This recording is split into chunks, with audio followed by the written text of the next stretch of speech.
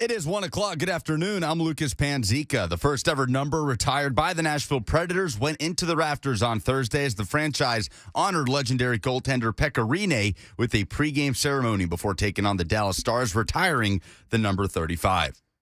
Thank you again for this incredible honor. This memory will stay with me for the rest of my life. Nashville will always be my home, and I'll always be a Nashville Predator. Thank you.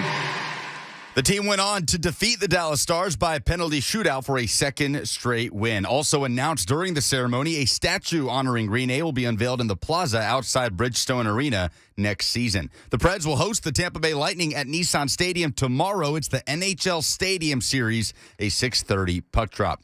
Big weekend of college basketball starts tomorrow. Number 17, Tennessee, hosting number 3, Auburn in Thompson Bowling Arena as former coach Bruce Pearl returns to Knoxville. Tennessee has not defeated Pearl since 2017. Tip-off is at 3 p.m. You can hear the Vol Network call right here on 104.5 The Zone. Vanderbilt heading down to Starkville to take on Mississippi State tomorrow for a noon tip. And the Belmont Bruins will finish the regular season hosting Tennessee State Sunday at 5 p.m. Nashville Soccer Club kicks off its season Sunday at the Seattle Sounders, the first season Nashville will spend as part of the Western Conference in MLS. For all your foundation repair and waterproofing needs, visit USSTN.com. Breaking news at once on your home for the Titans and Vols. This is 104.5 The Zone.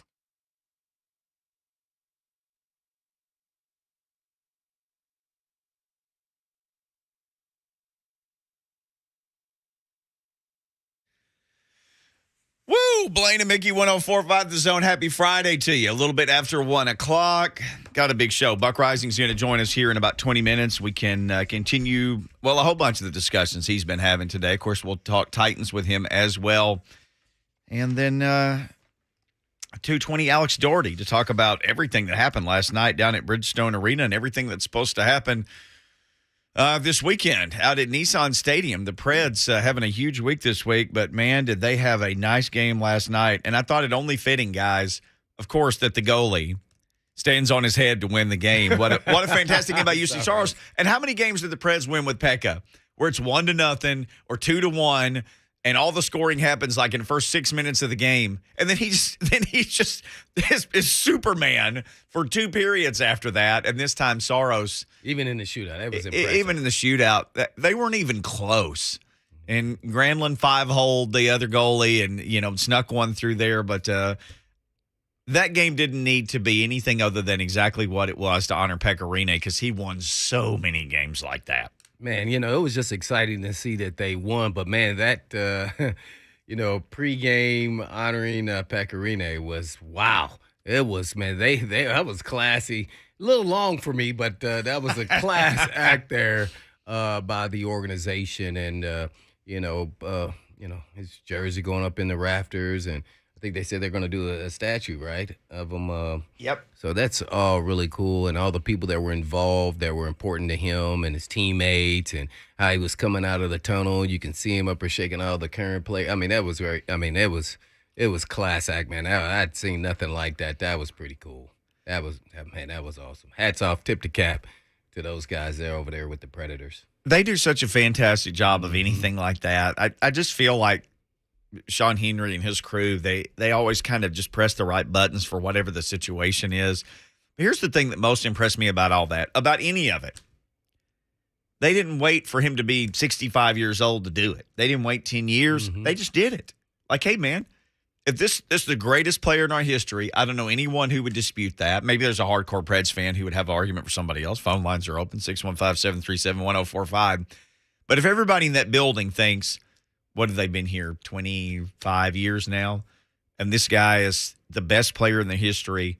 Why screw around and wait to honor him? They just went ahead and did it. I like that. Guys who die and then they get in the Hall of Fame. Right. I don't like that. That drives me crazy. Cliff Branch, Kenny Stabler, teammates. That's really unfortunate, but you hope to at least that they're living and can see all the things and look back on their history and what they did. Because most athletes really not enjoying the moment. They're trying so hard to be the best player and be the best teammate that they can. There's so many moving pieces, and you got plenty of time when your career is over to sit on the porch and think about all the things that you've done. And then all of a sudden, if you get honored at the highest level. That's really unique, and you can go back and talk to your kids about it and have conversations with their kids and your grandkids. I mean, that's the really cool part about all of it. So, yeah, I didn't have an issue. I thought it was a little too soon, but there's no really, guideline or, itinerary to say this is when you're supposed to do it. Right. So, yeah, I don't have an issue. Obviously, it's kind of let's say, more newer organizations when you're talking about hockey, so they'll have a long history, what you're talking about. But, yeah, I think there's no doubt that he's the best player and all the honors that he got there. And, yeah, there was no issue. I'm just happy for him because you know what all I always hear about him is not only was he such a great player, man, I've heard so many people talk about how such a great person he was. And that's pretty remarkable. Like, he needs to stand on his head for that. Yeah. I mean, because everybody consistently says those things. So something about him and his first impressions when you meet him, and then when you're having conversations over a long period of times when he was a player, he was a class act guy the whole way through. I think I heard one person say he got upset. I think that was when they lost in the playoffs. In the Cup, when they lost in Game 6 or something like that. So that was the first time they ever seen him mad. The whole entire career that he was here. I was like, wow. I don't know if they could have said that about me. What is?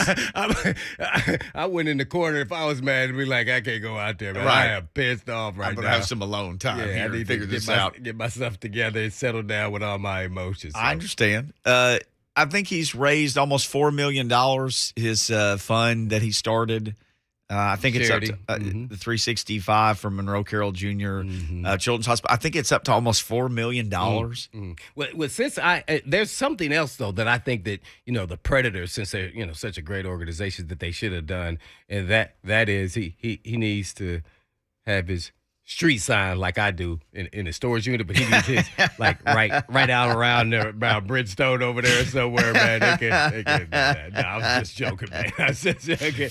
But yeah, man, that would have been pretty cool. You see Pekka Rinne Street. That's pretty cool. Well, I wouldn't be surprised to see them do something like that in the future. One of the things about doing it so soon, and you mentioned this, those were his actual teammates on the ice. Yeah. Now, Tomasino, I guess, who scored not all of them, but yeah, who scored a lot of them. the first goal, he was not his teammate, but most all those guys were in some capacity. So they literally he got to go back with all of his friends and get honored. That is the best. And you said this came up, I don't know, a month ago or so, and I meant to say something, and then we got to talking about something else. So we've been to the Super Bowl and the Army-Navy game. We get to go to all these places, and sometimes we'll talk to people who, like we grew up watching on TV and like Rodgers Staubach. all these guys like that. And me not having played at the level that any of those guys did, I've asked several of them over the years, you guys just had it rolling. Did you realize then how special it was? And they all go, no. What? And that's what you said exactly a second ago. Like, when you're in the middle of it, you're just trying to be the best player you can be. I think what people realize that special maybe is being around their teammates, having that camaraderie, that brotherhood that you have in the locker room. But they're not thinking about, we've won 73% of our games. You're not thinking about anything like that. That doesn't cross your mind. Doesn't cross your mind. Nah. And like you said, now he gets to think about all that. Like, that was pretty cool. And you can really enjoy it. Yeah. And look back on it. Yeah. The grind, you're always pedal to the metal, trying to be the best player, teammate, everything else, with all the other distractions that are out there that, trying to keep you from being the best player you can be and stay focused on that task is really tough. So I applaud all the athletes that make it to the highest level and do it over and over and over again, and it's really hard. I don't think people understand the scope of what that is, especially today with the guys so much bigger and stronger and faster, even in hockey. I mean, these guys are flying down the ice. Pekka said, I've read several interviews and watched a bunch of the content just because it was all so good. He did an interview, and he said he's playing in a men's hockey league now, but they can't play goalie, so he's playing forward. What? He's just playing in a hockey league. He's playing I didn't know that. He said did you see that, Lucas? So you got Pekka, he's playing in a hockey league, but he can't play goalie. Right, So yes. He's playing forward. What's he, 6'5"? Yes, we talked about I brought this up today. Yeah. Oh, He's playing beer league hockey. Can I you thought imagine? I thought he was just a coach of some kids league or something. He's playing with his buddies. He's playing with Oh, his wow. friends. Yeah, he still. That means the itch is not gone. He's still. Yeah. Well, I was telling Buck, Yeah. former Preds players play men's league hockey here in Nashville, over at do the they? Ice Center in Bellevue. Oh, do they? Like JP Dumont goes and plays over there. And I've heard about him doing it. Let me ask you, though, is this the thing, and we've talked about this, we have talked about this, where you're playing like intramural basketball in college, and the guy who was the 12th man walk-on your college team exhausts his eligibility or whatever, and he comes out for a semester and plays, and you're like, that guy's a tool. And then that guy he hits 6 threes a game. He dunks on people. You're like, oh my gosh, this guy's killing us. That has to be that way. Like JP Dumont shows up with just a bunch of regular guys. He has to look like Gretzky out there. I mean, there's levels. There's like A, B, C, and D leagues, right? So, Okay. really? Yeah, so he's playing with former college players and guys that have played for many, many years. He's not out there playing against the three of us. No, my roommate plays D League hockey. He played rookie and then was able to kind of upgrade, got good enough to get to D League. But you get relegated back if you have a bad season. yeah, you cannot play in the upper leagues with those guys unless you've played for a really long time. I bet those games are good to watch. Yeah, I bet they are. Not the D League ones. They'd be funny, but No, they are funny because guys are just skating and they can't stop, and so they're just running into walls and into each other. it's like Ask Alex Daugherty. He plays rookie league hockey. sure. Oh, we gotta ask him. Our Is guy that too Martell, a bunch of those guys have Yeah, yeah. played. It reminds me of. I went looking for a friend of mine one day, and his wife said, well, he's playing tennis. He was at this tennis complex in Jonesboro, and there were 2 guys in there who'd played college tennis, and there were 50 people watching them play tennis. You have no idea how hard that game is. Do you stand 20 feet away from 2 guys or 2 gals? We had several ladies who played college tennis as well. You have no idea what that's like till you stand 20 feet away and watch people hit the ball as hard as they can at each other and control every inch of where it goes. And you think, if these people are this good, how good is Nadal or Djokovic or Serena? How good are they? Insane. I mean, they can hit the ball 100 miles per hour and make it go exactly where they want to go. Yeah, That's like Blaine said. idea. People playing at the highest level of anything, no idea. nothing but respect. Yeah. Oh, my gosh. And then for Pekka to be as great as he was for as long as he was, people can't even understand just what goes into that. Well, just think about this now, who's kind of changed the NBA a little bit. I'm going to just say his name because it's easy, and that's Seth Curry, right? Him shooting threes like that. Now, even in an NBA All-Star game, he's up there talking to the fans after he shot it and turned around like, did that go in? Now, imagine how many times he shot from that actual spot. People don't understand, thousands of times for him to be able to even do that. Right. That is putting in some serious work. I mean, we've never seen anything like him. We could talk about all these great shooters and everything, but nobody is like Steph Curry. So just use that as an example and take that to all the sports at the highest level. You go, man, these guys, people are like, oh, they have an off season, man. Those guys are putting in work. The ones who want to be great.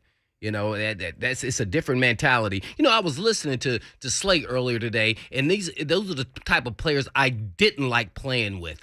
When he talked about Bailey getting to play in Missouri where his dad went, and all of a sudden he played well, and then he played well in Texas because he's from there. Guess what, or whatever. If that's the only times you're going to play hard like that, I don't jive with you, bro. Yeah. That's not how I roll. You should be playing hard every single time you're in a game. You're representing not only yourself, but your teammates and your team. So I never liked that. I said, oh, so we on national TV on Monday night now. Man, you sure look like you play different. Yeah, I would always have issues with that. Like, dude, man, we need that every week. Where was that, last week at noon in Jacksonville? Yeah, right. Yeah. When we play, I was going to say when we played the Jags. Where were you at? Oh, man, I called them jive turkeys. Jive turkeys. That's a BS. We hear that every day. Yeah, so that's I don't no. You don't jive with the turkeys. No. I got you. I slice the turkeys. Yeah, that's how I used to roll. The coaches just let me handle it. I just say, hey, man. We be doing walkthrough. I say, hey, man, I'm looking at the tape, man. I look like, do we have 2 different number 50s? Who was that? We need that dude every week, man. I'm not even playing with you, man. You look different right there. Oh yeah, my grandmama was there. Well, huh? Do we need to fly her to every game? That's exactly how I was responding. Well, you need her in every game. I was like, man, you're a representative of when you turn on the tape who you are. It's those kind of guys. That means that's not the guy that's working hard to be the best player he can be in the offseason. It's telling you about who he is. You just want to be in the front line. Guess what? That's the player who has a great season. Not comparing Landry, because I think he plays hard every time he shows up, even when he wasn't in a contract year. But that's the guy who, contract year, he balls out so he can get a big-time contract. That's that dude. Don't give him the money. Let him walk. We got a lot of this stuff to discuss. Who's getting money? Who's going to walk? Ironically, Buck Reising is about to join us, and we'll do all that next on Blaine and Mickey.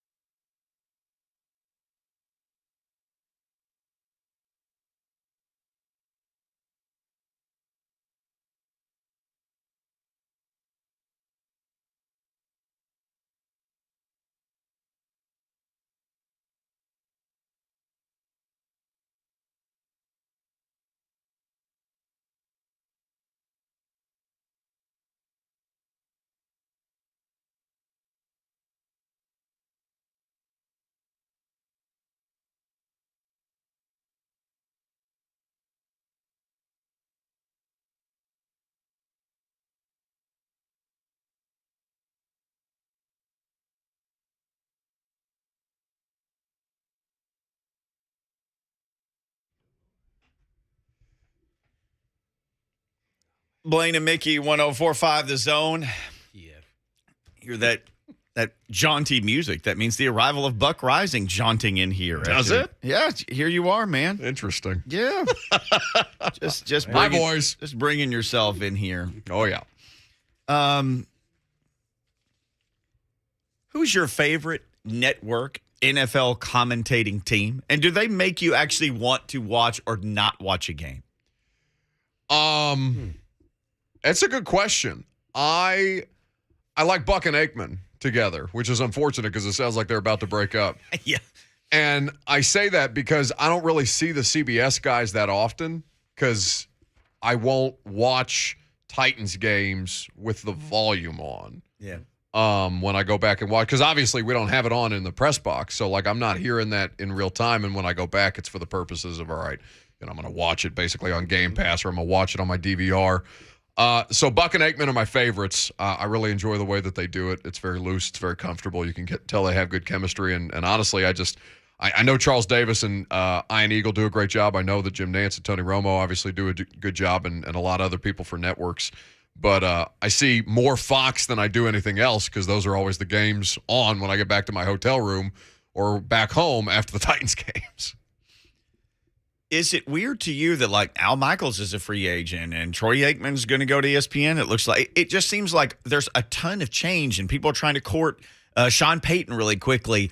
Things could really look and sound differently for all of our TVs next year for NFL games. People are going to watch either way, right? Like, there's no Amazon is going to pay Al Michaels something like $11 million a year because Amazon just has money to throw at this kind of stuff. And now that they've got live NFL rights, they have to figure out, all right, how can I get people who are not going to know what Amazon Prime is or where to get Amazon Prime? How can I further entice them to come to my broadcast? Oh, I'll give 77-year-old Al Michaels $11 million and hope that that's at least something that makes them more comfortable with the product that I'm offering them. Because it's all about what people are comfortable with, right?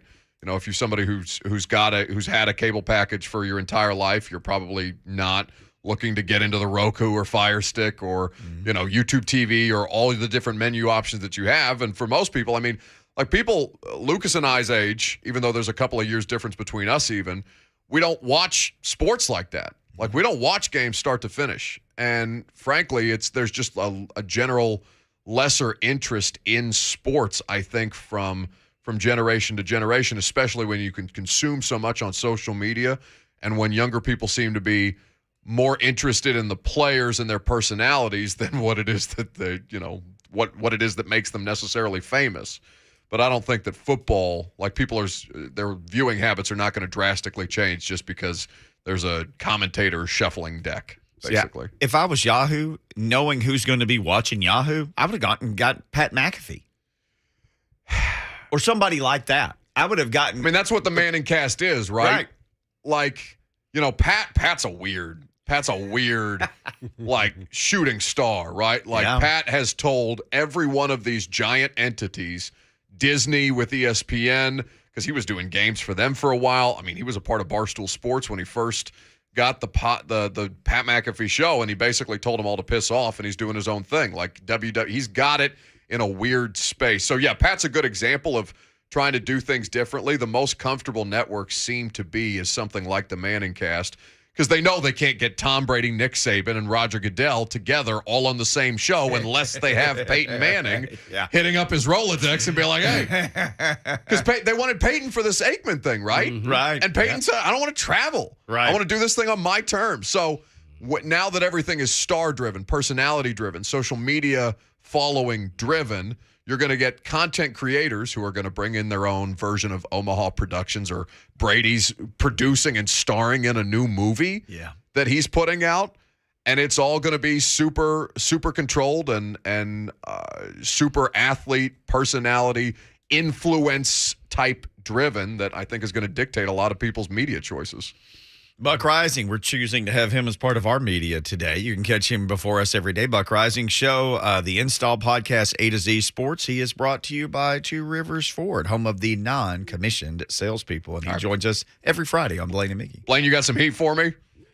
Well, I mean, we're talking about football now. It's all Okay. about when you. But I'll ask you now. I heard you earlier, and with the Predators and Pekka Rinne and everything with the jersey and just the whole performance, and then now he's getting a statue. And so I was listening to you teetering around the statue like you really wasn't in favor of it, but you never really came out and just said, I don't think he deserves a statue, because that's really what you were saying. No. So Say what you mean sitting- to say, Blaine. Say you're a coward. Say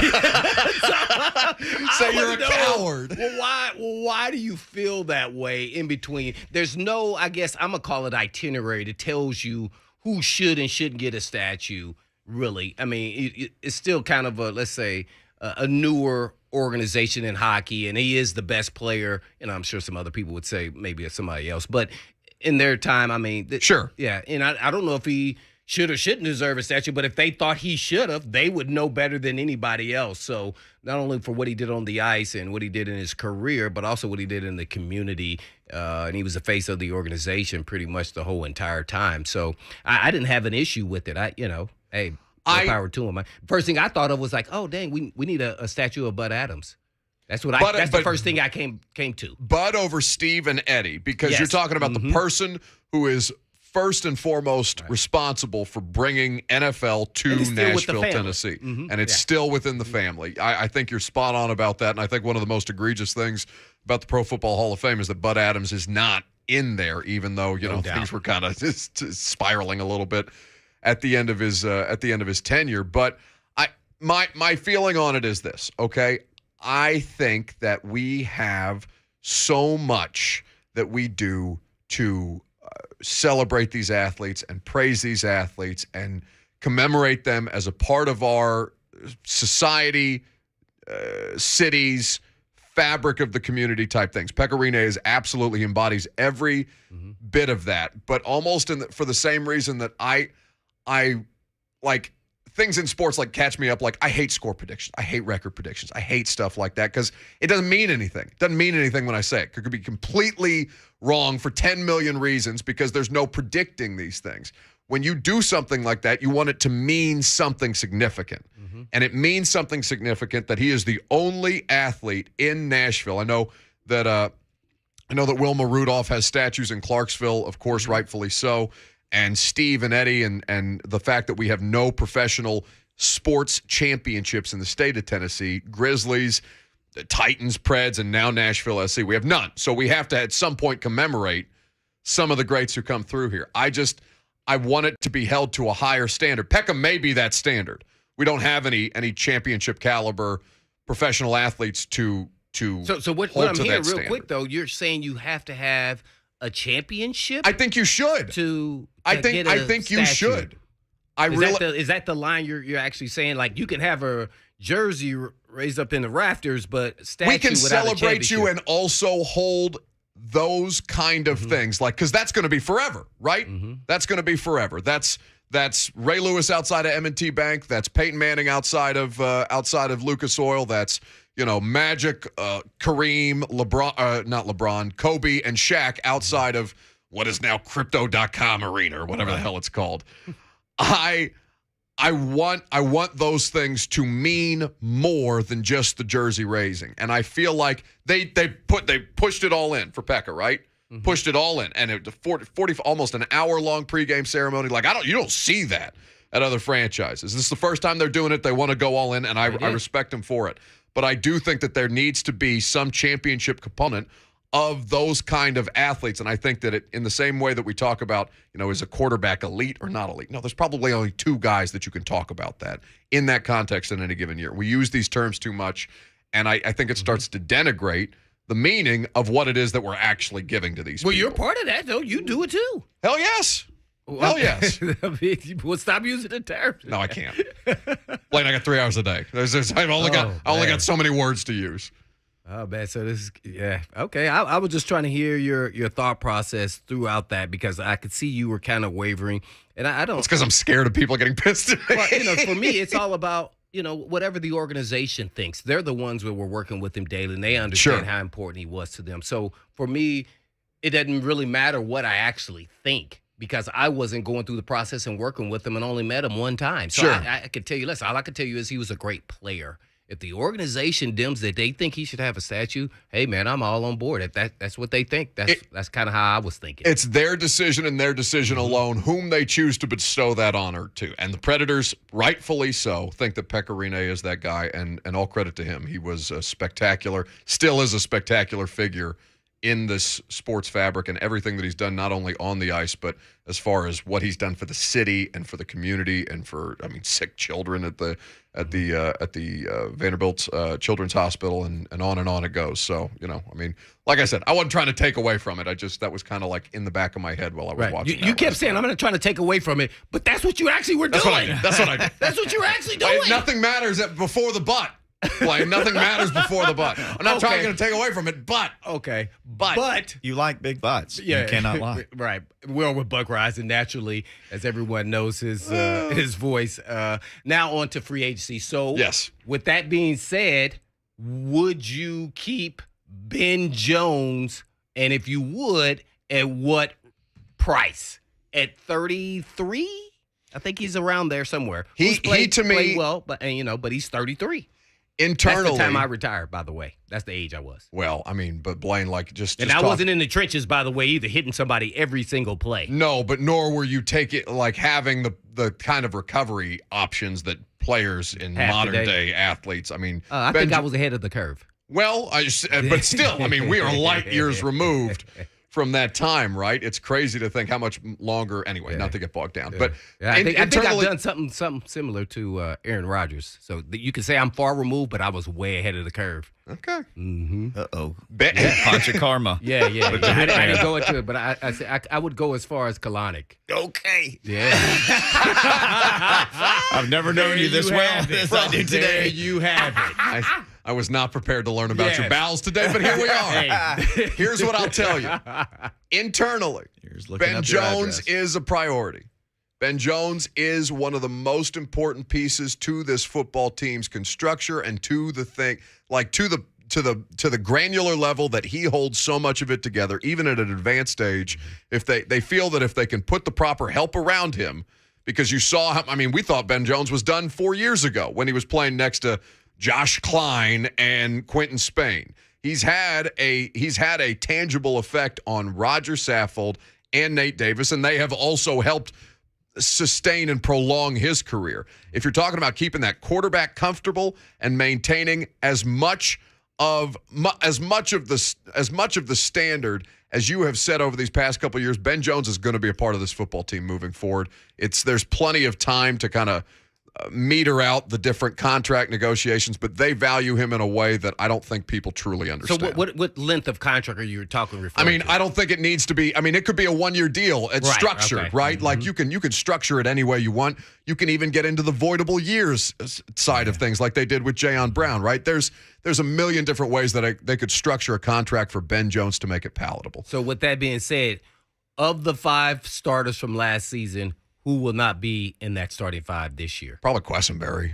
I don't think there's. So you think Saffold's back, as a lot of people mentioned? No, not necessarily, but I think that respectfully to David, I think that's where they need the most help. Like right. When you talk about the moving parts, I think there's entirely a good chance that Roger could be out because of what kind of money they would save on him and the value that you assign to specifically the position of left or right guard. Nate Davis is on a rookie contract. Ben, I do believe, is going to be back, but I think the position that is most likely to see a different starter of any of them, regardless of contract, is David Quessenberry.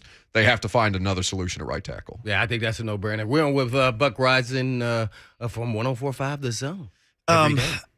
Dylan Radins, where does he fit into this? That's Mickey's favorite guy, by the way. And please tell me they're going to draft an offensive lineman first round. I thought you were going to say build a statue of Dylan Radins. He got to start first. He does have one start. He has to start somewhere. He has to. Does he? He has to. Does he? You can't miss on Big Spain. No, he does. And then that would be saying, well, we missed on this guy too, but he doesn't have a burgeoning rap career. So that we know of. Yes. Here's the deal. They won't commit to what damn position he plays. I can't. So is that a fault of his or them?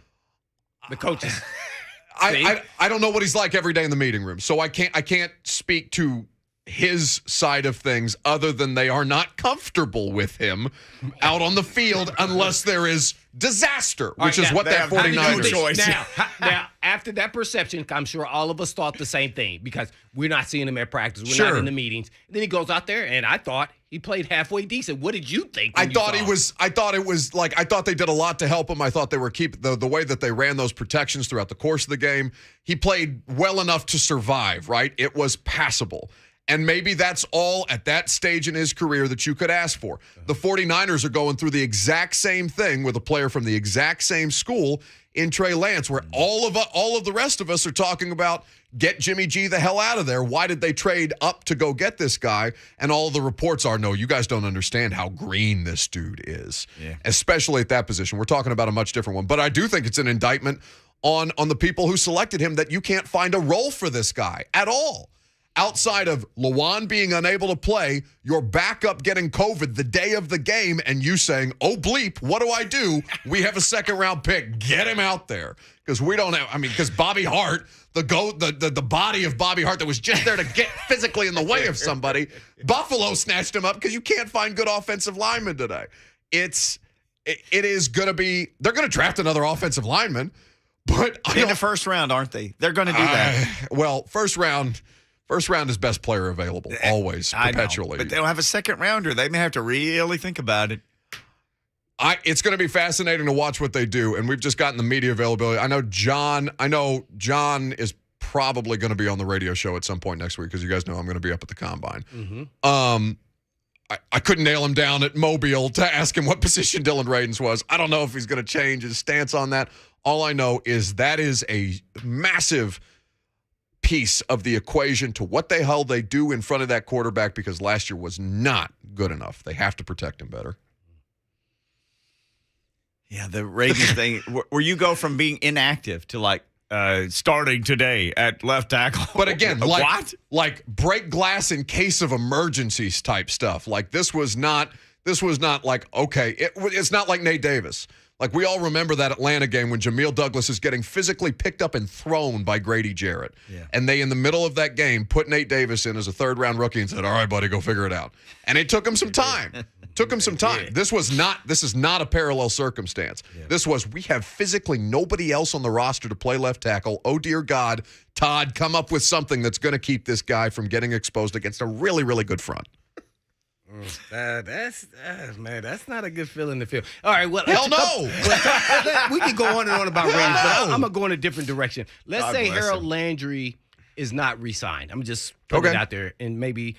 So does that put more pressure on Bud Dupree to now coming off of an ACL surgery to put up numbers now from the organization standpoint? And number two question, a little different, in that will Julio Jones be on the team come after June 1st or whenever you can cut him and cut the salary or cap hit in half or down a whole lot when you gave up a second rounder? Now, he may not feel that pressure as a GM because he now has an extension, so he can pretty much do what he want to do. But, man, you're giving up a second-round pick, and then a year later the guy's not on the team? It is the Julio. I think he's going to be here. Now, there could be different things that happen between now and June, right? But as we sit here today, their intent is to keep him on the roster. Okay. With Harold Landry, yes. I mean, whether it's internal, I don't think there's going to be like an overwhelming sense of, hey, bud, you got to outside of the thing that already exists, right? Like you're out there, go do your job. There's an expectation. Externally, of course, we are all going to gravitate towards Bud Dupree is counting against the cap. How much? $19 million? What I'm saying is he can't put up a 5-sack season. I'm just going to throw a number out like what Harold Landry was doing before this season. And this is the thing that you have to. This is the thing that you have to take into account, Blaine. You can probably identify with this better than anybody. Is the defense helping Harold? Is everything helping Harold produce at the level statistically that he is? Or is Harold in and of himself a motor that helps that defense go? Both things can be so to a degree, but we have seen what Harold looks like without a star-studded lineup up front, and when Harold and Jeff are the only two guys out there trying to get after the quarterback. The X factor in this that I don't think anybody has a good answer to, myself included, is Rashad Weaver. Like, what's the deal, right? And where does he even play? Because, I mean, they had him working inside, like as an interior defensive lineman at the Senior Bowl. Like, they're trying all kinds of different stuff with him. They've got something in mind for him, and I don't know that it's exclusively Harold's role. But all of that is going to be taken into consideration. And they can make the money to pay for Harold, but at some point, you're going to be taking from another position and giving to a place where you're already spending a ton of money. Well, what I would do is when you're at the combine, we're going to make sure that we have you on and tell us about the outside linebackers, pass rushers. Yeah. Because I'd give that money to Simmons. And it makes a lot of sense to do one of those edge rushers in the first round this year, honestly. The offseason of the NFL is fascinating. I mean, that was 20 minutes in the blink of an eye right there. We could have gone on. I would have loved to hear your thoughts on statue talk, not included. Well, there is that. And Russell Wilson. No, there's not that. And Russell Wilson scrubbing his social media today. He's going to the Colts. Are you going to just vomit if that happens? As long as he does it as Mr. Unlimited and makes more cringy social media videos, I just Russ until the end of time. He's a fountain of content. Unfortunately, we are limited on time, and we will say goodbye to Buck Reising, who leaves us now, but he will be at the Combine next week, so check him out there and check him out with us next Friday. See you, boys. Travel See you next safe. week.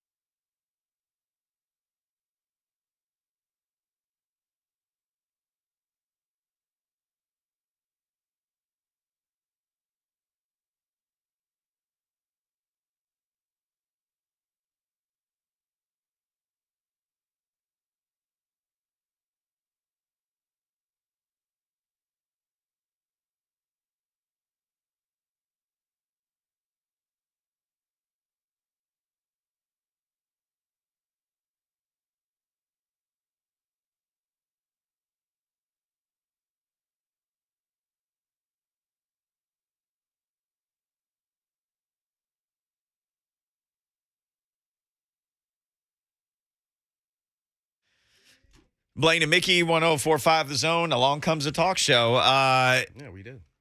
Buck Reising joining us here and talking about some stuff every Friday. Again, he'll be at the Combine next week, so Yeah, we kick the cowards out. This is out. Uh-oh.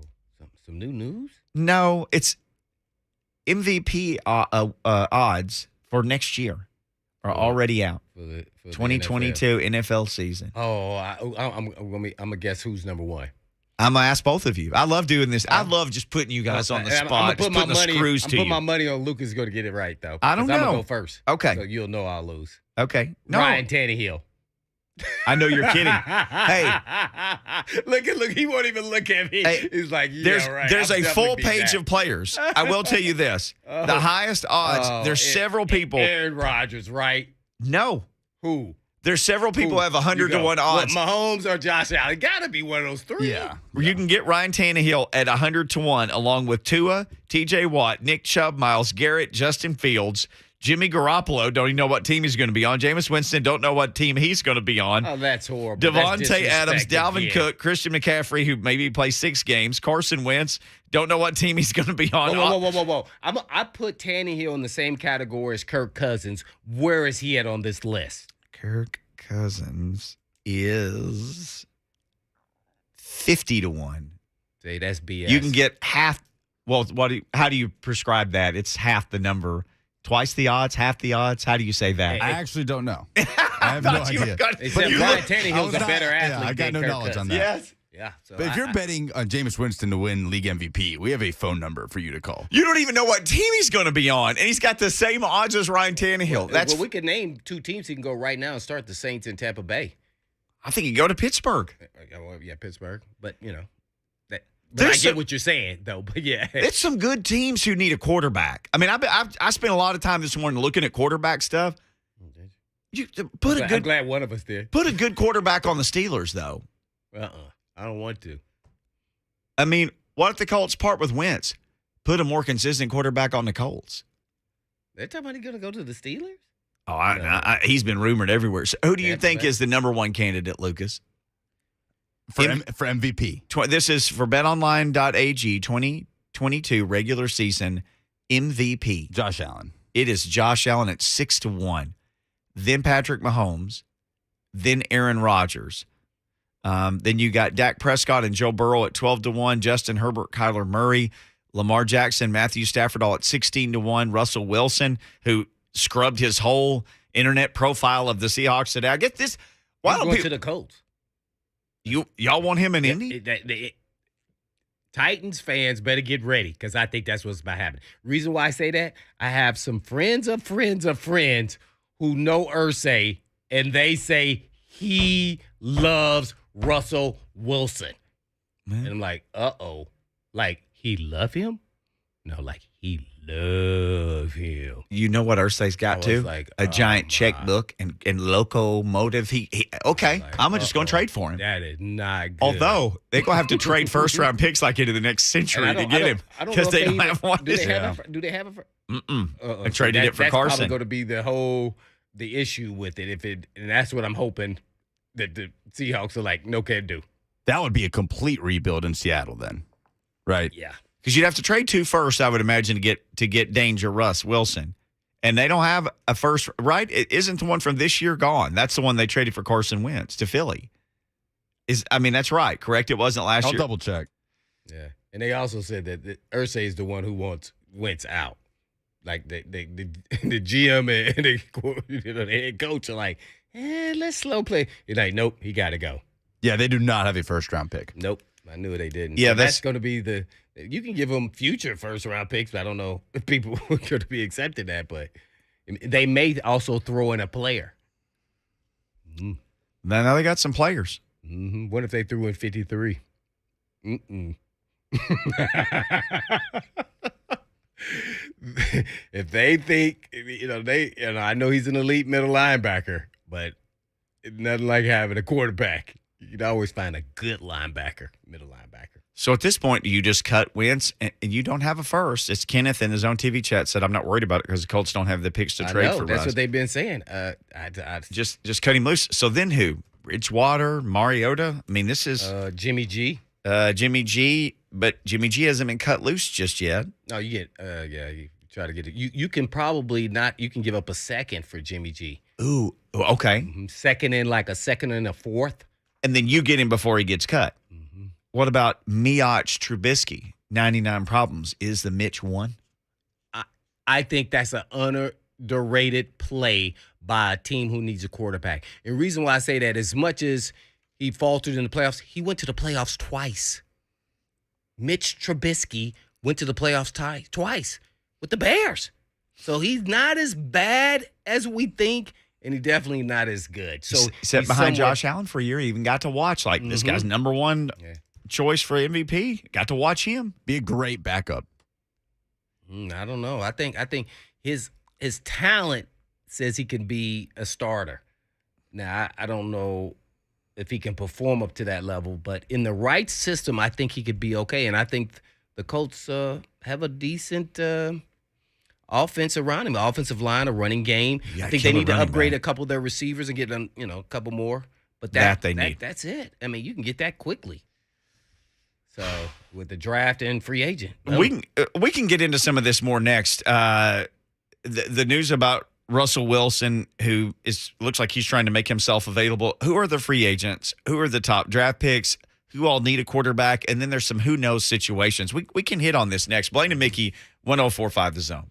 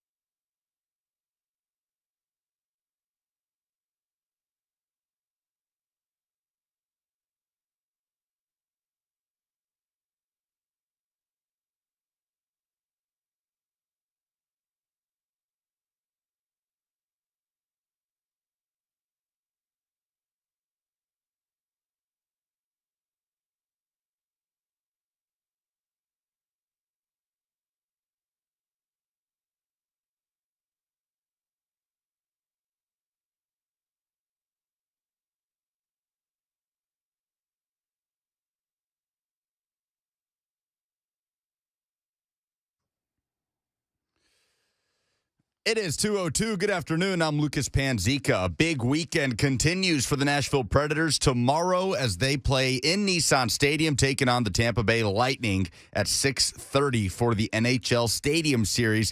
This just 2 days after last night's ceremony before the Preds hosted the Dallas Stars, honoring legendary goaltender Pekka Rinne and retiring the number 35, the first ever number retired by the Preds in franchise history. The team also announced during the ceremony a statue honoring Rinne will be unveiled in the plaza outside Bridgestone next season. Again, tomorrow, a 6:30 puck drop against the Lightning. The Preds went on to defeat the Stars last night by penalty shootout.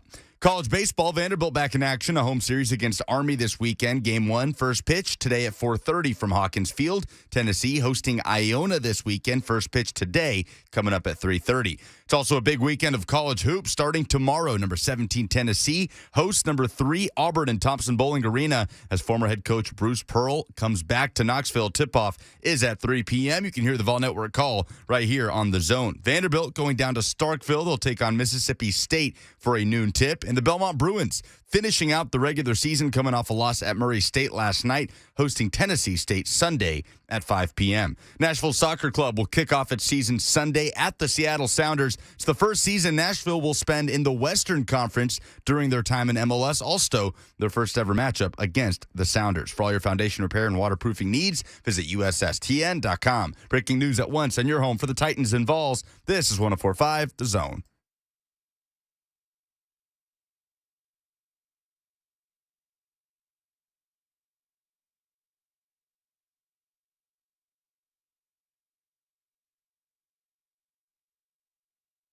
Blaine and Mickey, 104.5 The Zone. Happy Friday to you. Hey, man, we in the stretch right here. We sprinting towards the end of this rascal and dive right into this beautiful weather outside. Oh, This man. is It had such a little flurries earlier, man. I was like, whoa. I walked my whoa. son to the bus stop this morning in a blizzard. It was snowing Stop so that hard. blizzard. But it all melted. Blizzard. It was snowing It was like thin crazy. flakes, man. You could barely. Is that rain or is that snow? No. We actually got like What? solid snow. Only Really? until he got on the bus. I walked back home and then it quit. It was always a 5-minute deal. Yeah, but it just exploded. Just for a minute. Just for like a quick minute. I hope you're not exaggerating. No, here. dude, you can ask my Mrs. Christina. She'll tell you. I I'm said, look sure out the she window, won't dude. It was disagree with bananas you. down there. Oh, my. But then it was all okay. Mm-hmm. It's not bananas for the Titans. They've committed to Ryan Tannehill. We were talking about quarterback stuff at the end of the first hour. So they've committed multiple times over to Ryan Tannehill. Meanwhile, you got Who's they? the Titans. John Robinson. But see, there's a name that's missing when I you say know. that. Mike Vrabel. Where is Vrabel's support of Ryan Tannehill? Does he feel like he doesn't have to? I mean, like he doesn't have to address that? Well, he hasn't really had to address anything.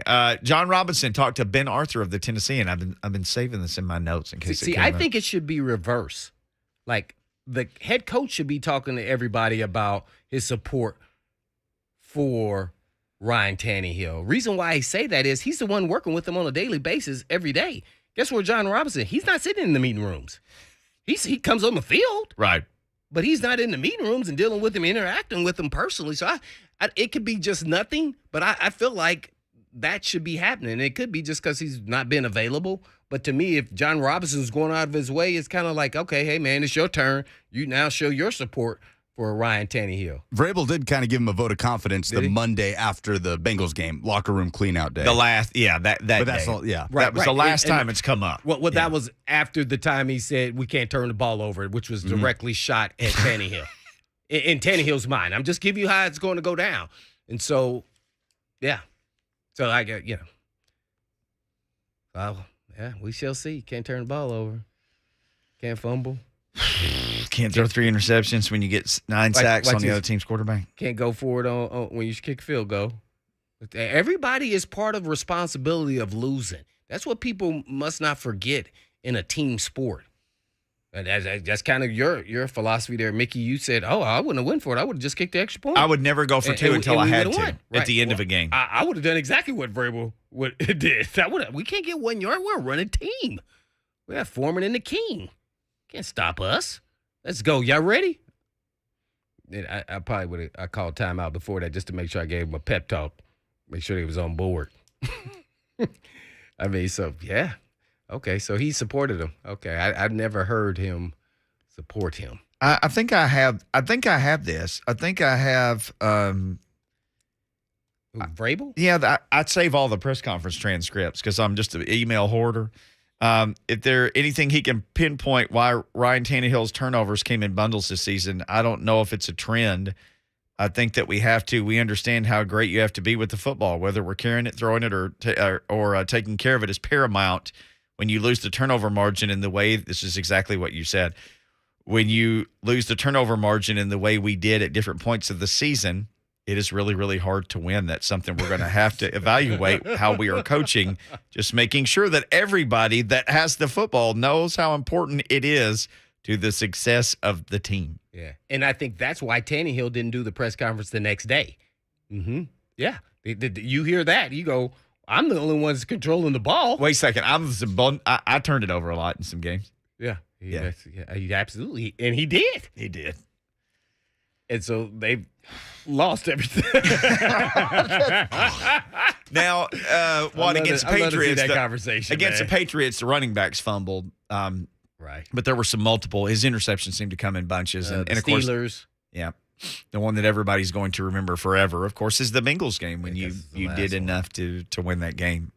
And you even had the ball in your hands with a chance to go and kick field goal to win it, and you threw it back to him again.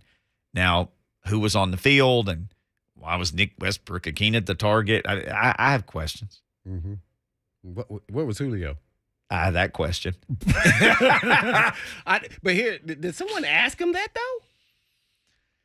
I don't think anybody asked him I don't think anybody did. I mean, I got the transcript here. Mindset, special NWI, teams. that was his first target of the game, correct? The last play of the game? I believe so. Yeah. Mm-hmm. Yeah, I love when Lucas determines that it's time for him to disappear. he's searching for audio. I'm just kidding, man. Was Julio Jones not in the game when they threw the ball to NWI? I want to say he wasn't, but I'm not sure.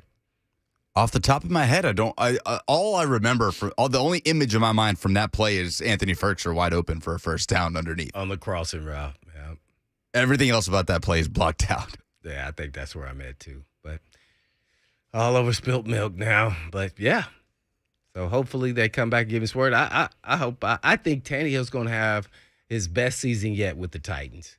And then everybody's going to be, oh, Tannehill did so great, regardless of whatever happens in the playoffs. And then he says, how you like them apples? I want out. Mm-hmm. Yep. Because he's playing in my mind as though he's playing to get a contract. Yeah. Because that's how he's going to feel, and he's that kind of athlete, and mentally that's how he has to go about it. He has to. Okay, I'm going to show you. So we're about to make this happen. He has, 2 more years? I'm pulling it up here. He has 2022 and 2023 under contract. The only other contract years for him are dummy years. So Julio was not on the field, by the way. Lucas just told me that in my ear. I didn't think that he was. He's got 2 more years? He's got 2 more years. He's got 2022 and 2023. His base salary for this year is 29. Next year it's 27. His cap hit this year is 38.6. Next year it's 36.6. His dead cap this year is $57 million. Ooh, what? Yeah, that's why it's. If you think the salary cap is a myth, you're laughing at that. If you don't think it's a myth, you think, okay, it's really going to be hard to do anything other than Tannehill at quarterback. Next year, it drops to 18.8. That's his dead cap next year. You can let him ride out. At 18.8, yeah, then you're making less of a almost impossible decision. But we were talking about this, like who is where with quarterbacks. So the free agents are Trubisky, Jameis, Mariota, Bridgewater, and Tyrod Taylor. That's kind of like the 5 marquee free agents. You got Russell Wilson, who took the Seahawks off all his social media platforms. He's only 33. He's got 2 more years under contract. You got Brian Gutekunst on Wednesday, the Packers GM, who said, we never said we'd trade Aaron Rodgers. We never said that. We never made a promise. Never made a promise to Aaron Rodgers. Said he never. He said, I didn't. He said he never promised Aaron Rodgers he would trade him after the 2021 season. Diana Rossini reported earlier this week Green Bay's got several offers on the table for him, which makes sense. So you got teams that need a starting quarterback, the Bucs. Well, let's clarify on Aaron Rodgers. Several offers for him to be traded, or to give him an extension. to be traded. Oh, okay. Like Green Bay is holding offers from teams, which any team who doesn't have the great quarterback situation has to be thinking, are we one of those teams? Any fan of any team has to be thinking, is that us? Do we have one of those offers? Because she said, Diana Russini says Green Bay has several offers on the table.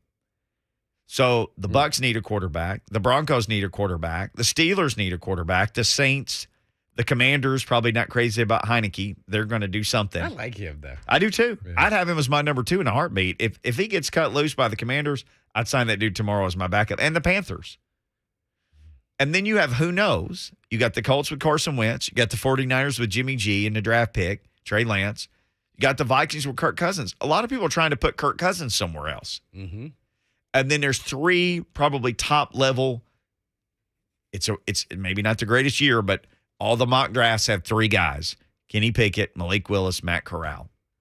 So if you got a quarterback problem, you got to solve it with Trubisky, Jameis, Mariota, Bridgewater, Tyrod Taylor, Kenny Pickett, Malik Willis, Matt Corral, or Carson Wentz if you want him, or Jimmy G if you want him, or Kirk Cousins if you want him. Or then if you just want to say, okay, the 2 all-in quarterbacks are Russell Wilson and Aaron Rodgers. That's the 2 all-in quarterbacks. Lucas got to do some homework for me.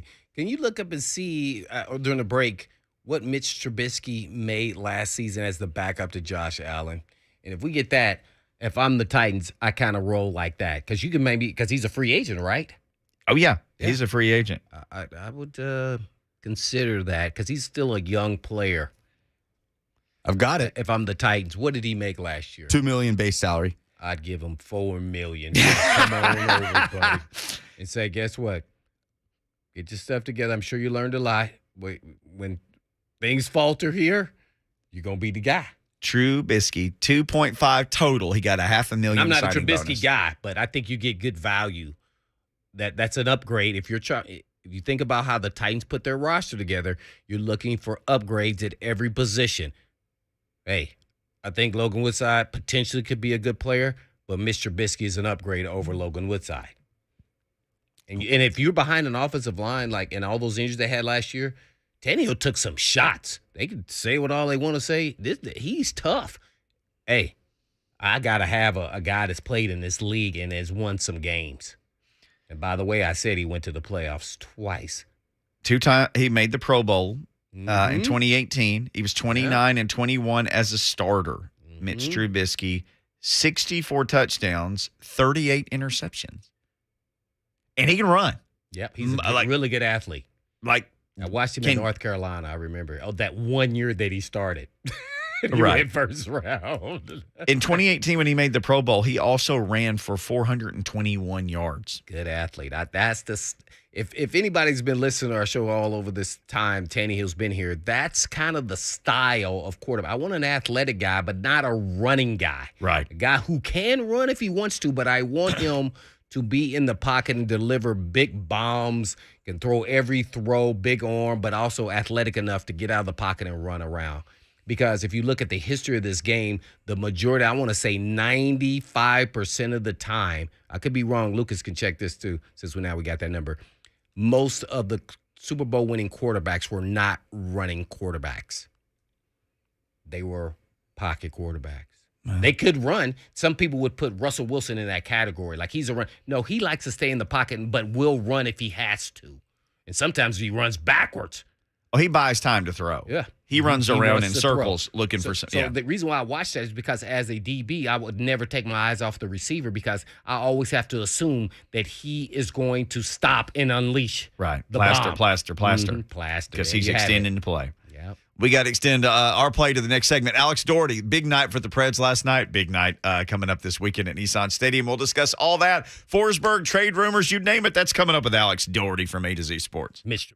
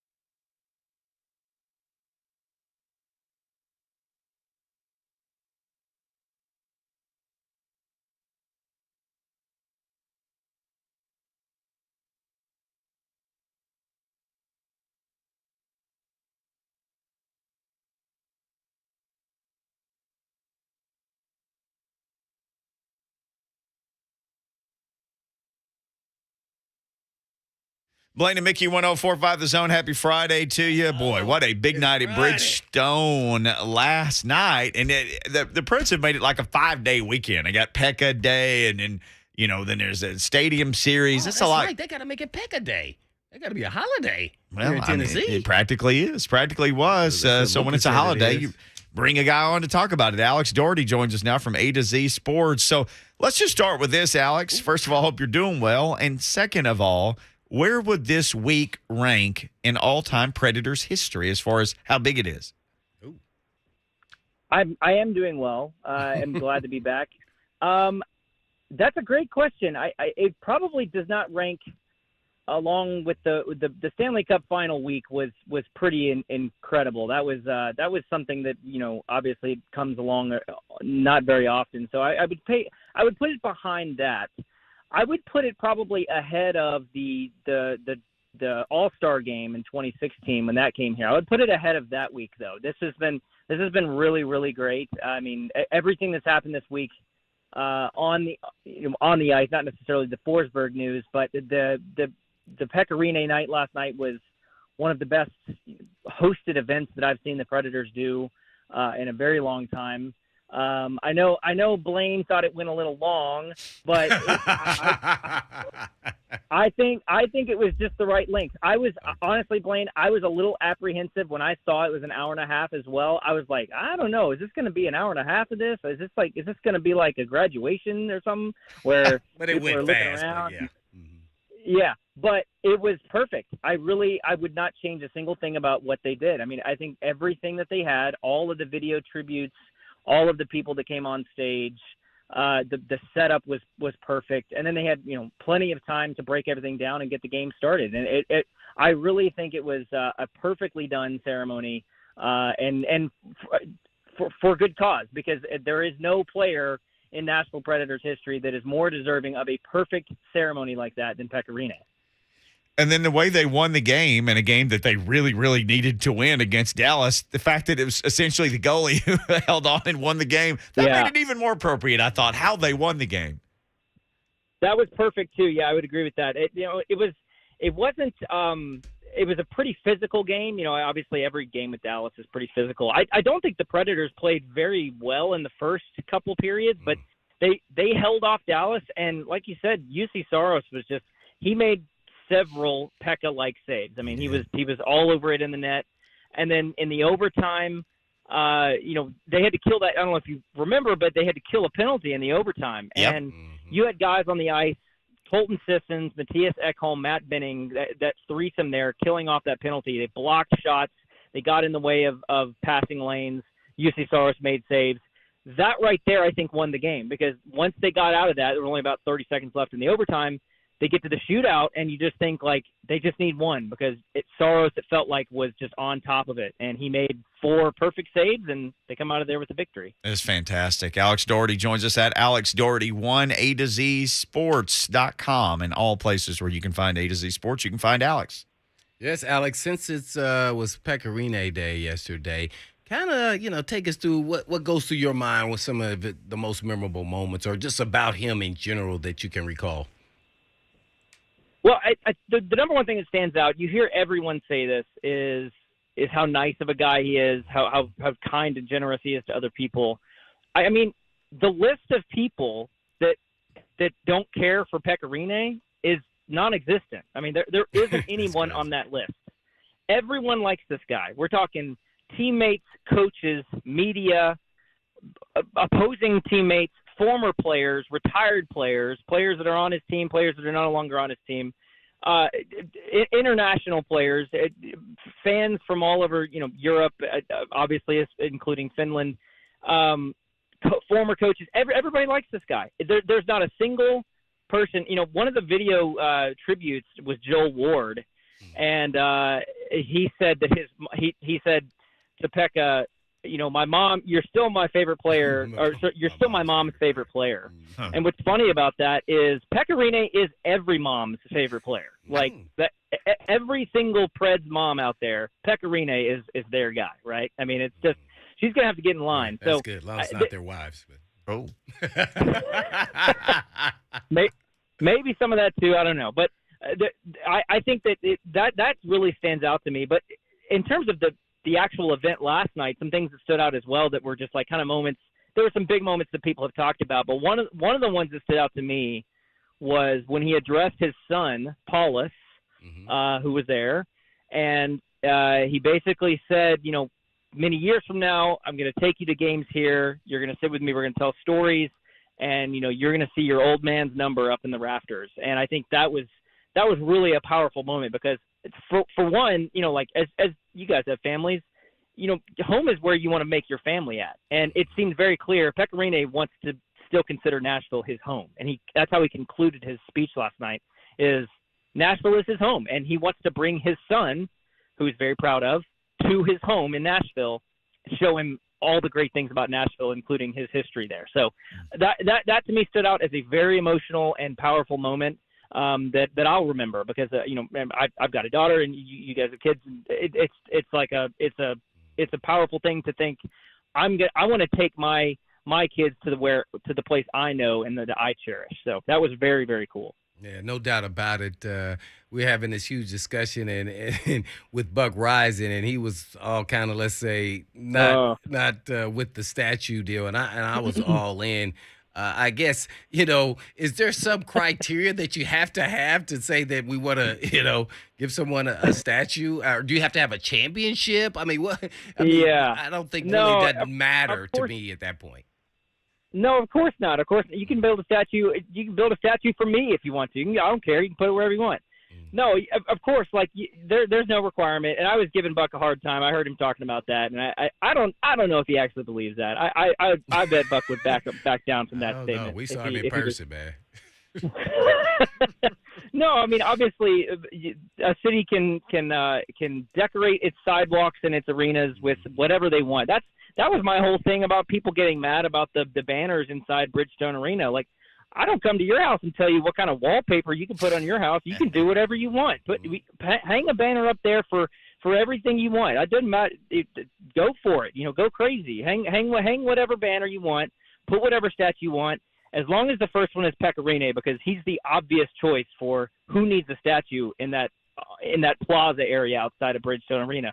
My only question with the statue is what does it look like?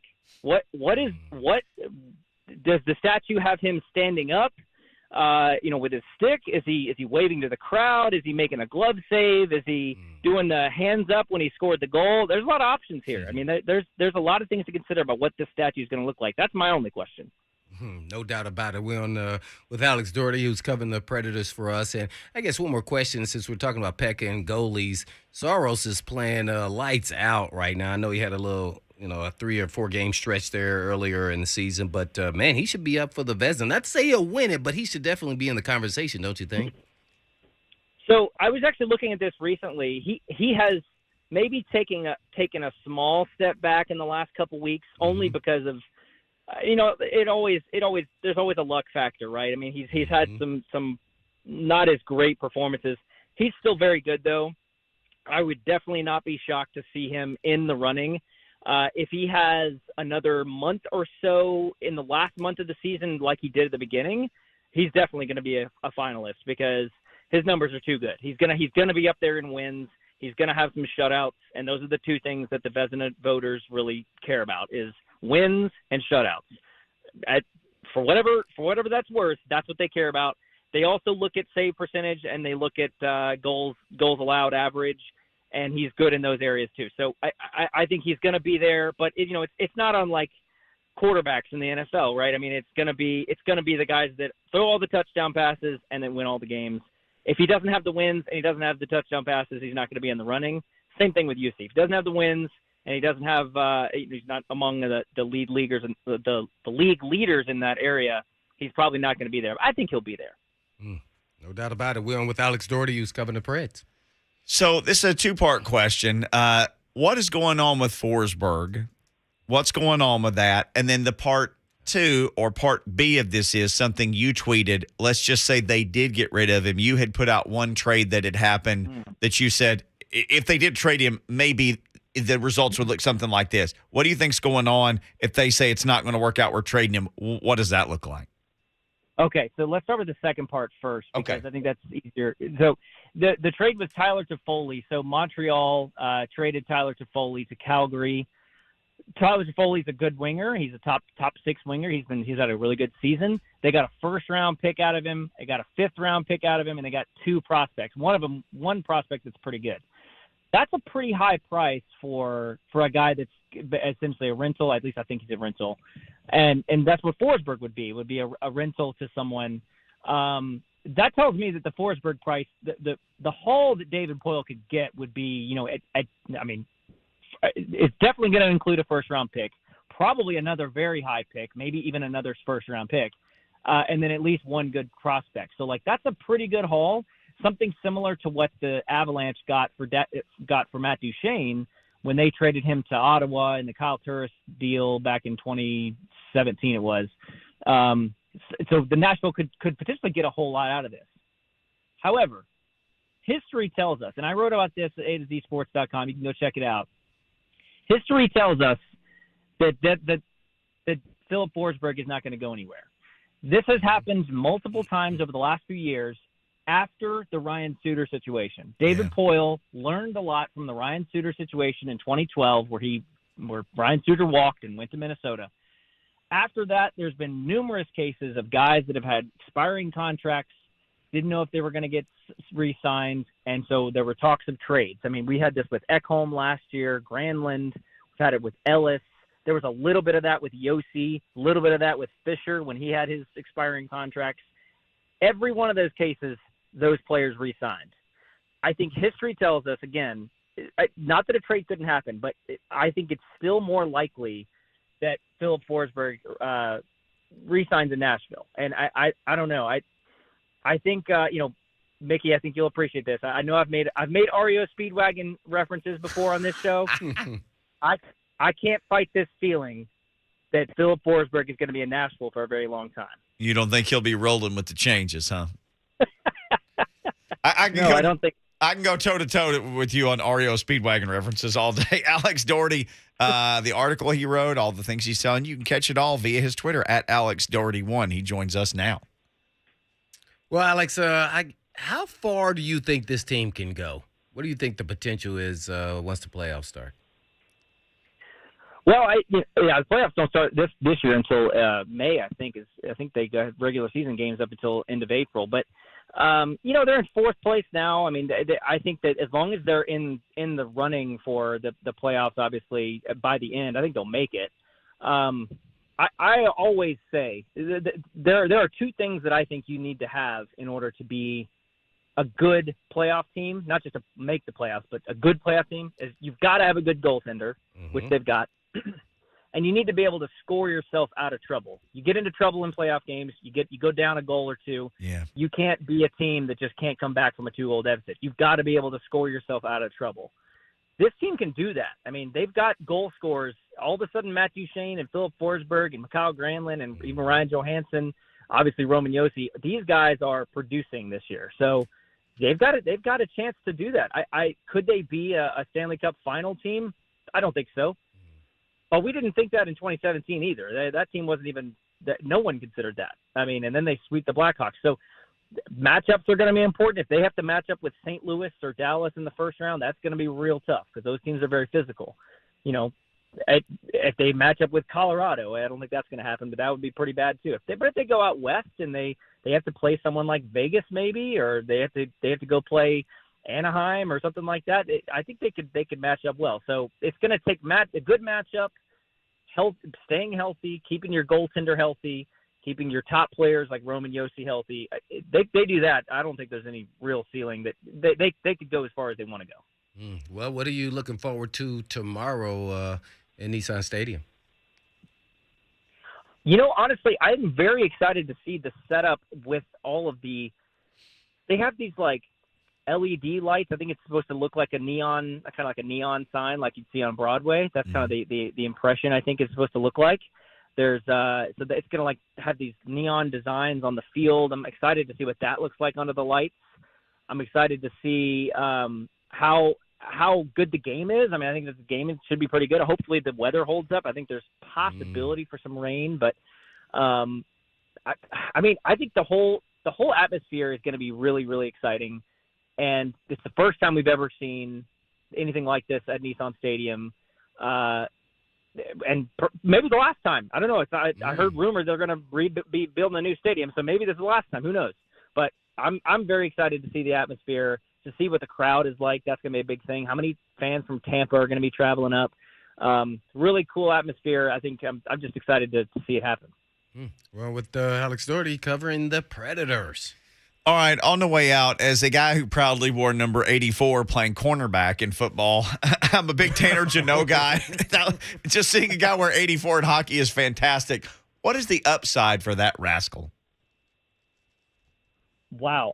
Okay, so the Tanner Jeannot story might be one of my favorite of this year because of the path that he's taken from being undrafted at both levels to just being a physical beast. I mean, he's tall. He's got a really good reach with it, in going after pucks in the corner.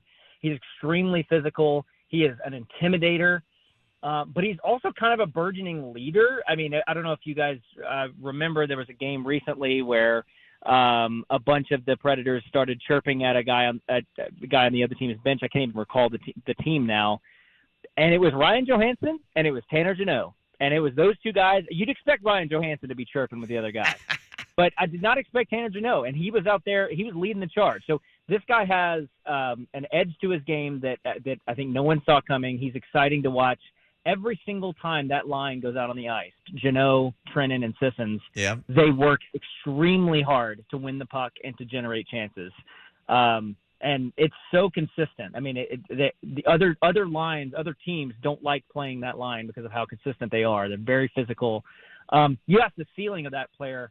Boy, I don't know. I mean, I think he's probably like comparable to. I mean, I hesitate to call him like a Philip Forsberg, but he's always going to have that physical edge to his game that a Philip Forsberg has. He's never going to have this scoring touch that a Philip Forsberg does. He's not going to be a 30-goal scorer, but 15, 20 goals a year for the next decade, that could happen easily. I mean, that's the kind of player I could see out of Tanner Jeannot. Well, he's a lot of fun to watch, that's for sure. And you see all these, prospects that come and go, and then here's this guy who just seems to come out of nowhere to me and has been such a fantastic story and continues to be. Man, good stuff, Alex. Great catching up with you, and we'll chat again soon. Again, at Alex Daugherty 1 A to Z Sports. That'll get you there. Thanks, buddy. That's right. Yeah, thanks. I'm about to go into the stadium and watch the first ever hockey practice at Nissan Stadium. So, we'll be watching the Twitter for some stuff then. Yeah.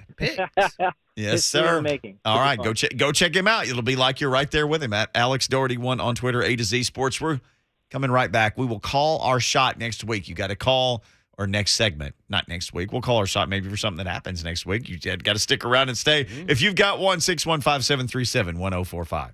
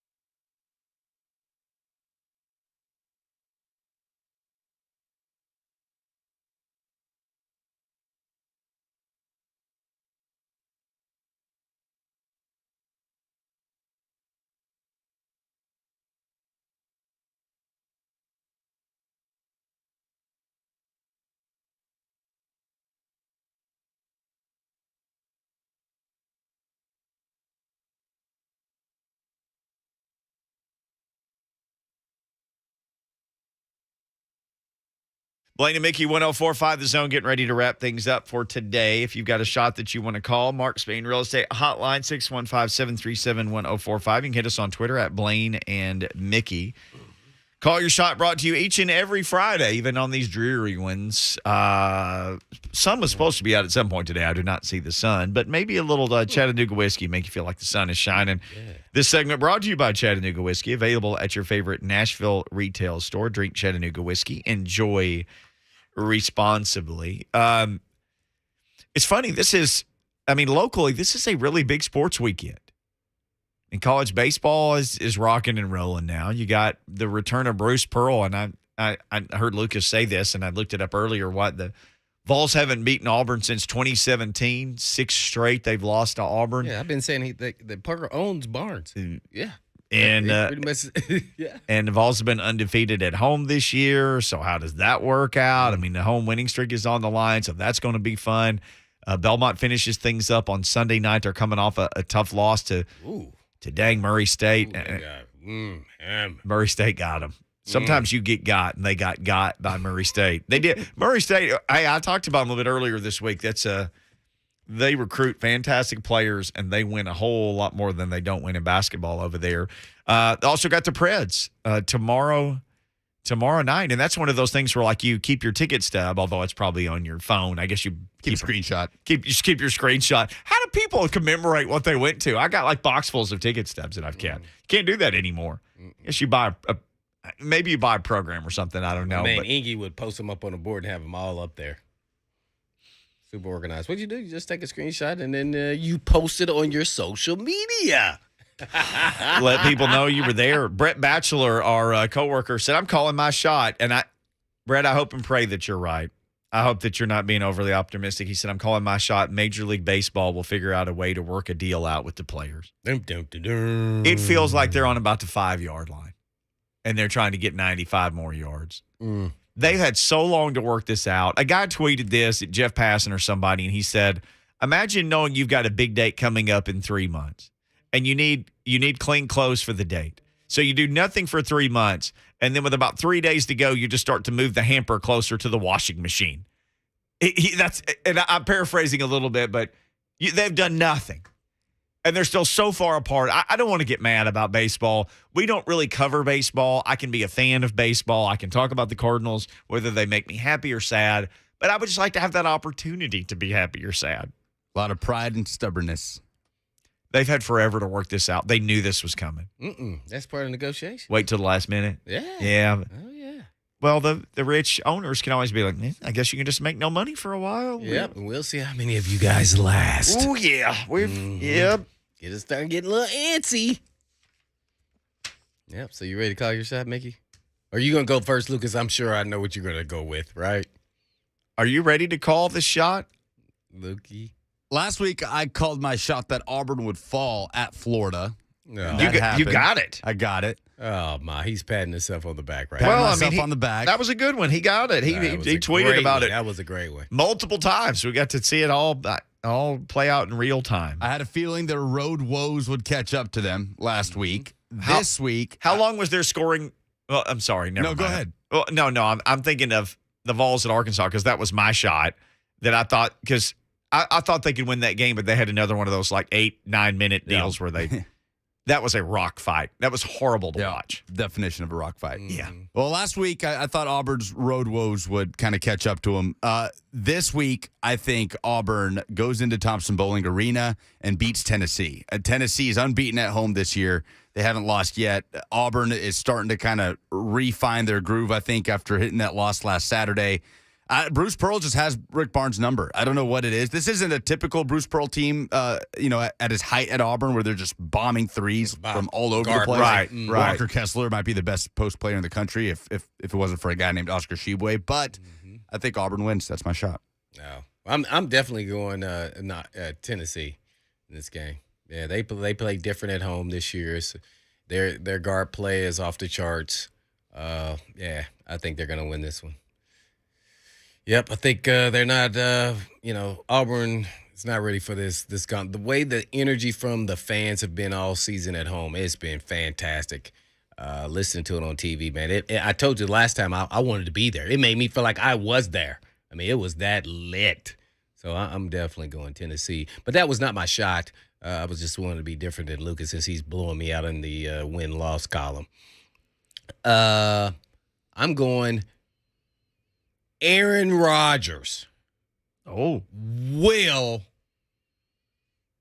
or will not. Only depends if he's there in Green Bay.